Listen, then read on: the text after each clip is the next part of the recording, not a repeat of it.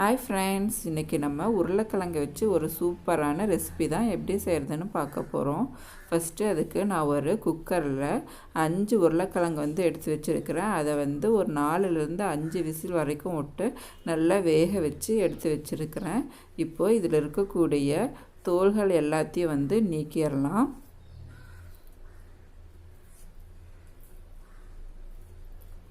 உருளைக்கிழங்கு நல்லா ஆறுனதுக்கு அப்புறமா நம்ம கையால் நல்லா மசிச்சு எடுத்து வச்சுக்கலாம்.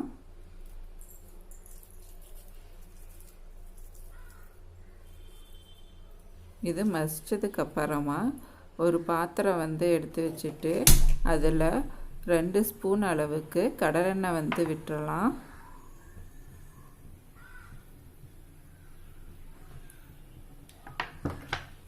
எண்ணெய் நல்லா காஞ்சதுக்கு அப்புறமா அதில் ஒரு 1/2 ஸ்பூன் அளவுக்கு கடுகு ஆட் பண்ணிக்கலாம். கடுகு நல்லா பொரிஞ்ச உடனே ஒரு பச்சை மிளகாய் கூடவே ஒரு கொத்து கருவேப்பிலை இதை ஆட் பண்ணிவிட்டு நல்லா வதக்கிக்கலாம். இது வதங்கினதுக்கு அப்புறமா ஒரு பெரிய வெங்காயத்தை சின்ன சின்னதாக கட் பண்ணி வச்சுருக்கிறேன். அதையும் போட்டுட்டு நல்லா வதக்கி விட்டுக்கலாம்.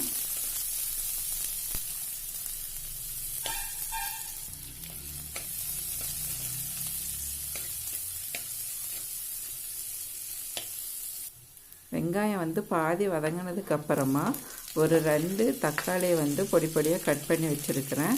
அதையும் ஆட் பண்ணிவிட்டு நல்லா வதக்கி விட்டுக்கலாம்.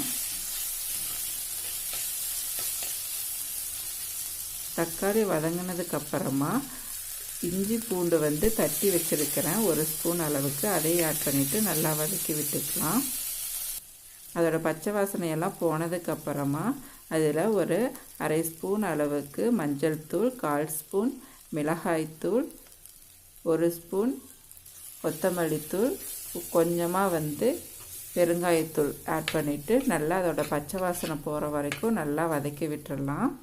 அது பச்சை வாசனை போனதுக்கப்புறமா நம்ம குழம்புக்கு எவ்வளோ தண்ணி தேவையோ அந்த அளவுக்கு தண்ணி ஊற்றிக்கலாம்.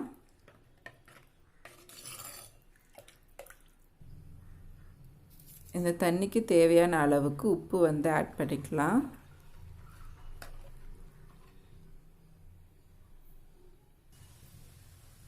இப்போது நல்லா கொதித்து வர்றது.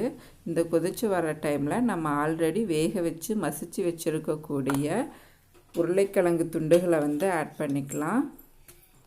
இதை ஆட் பண்ணதுக்கப்புறமா ஒரு 5லேருந்து 10 நிமிஷம் வரைக்கும் கொதிக்கட்டும்.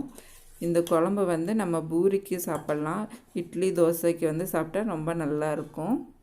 பூரிக்கு சைடிஷாக நீங்கள் வச்சுக்கோங்க, நல்லாயிருக்கும். அவ்வளோதான். ஒரு 10 நிமிஷம் கொதித்ததுக்கப்புறமா நம்ம கடைசியாக கொத்தமல்லி இலைகளை தூவிடலாம். இது ஆறுனதுக்கப்புறமா குழம்பு நல்லா திக்காயிரும்.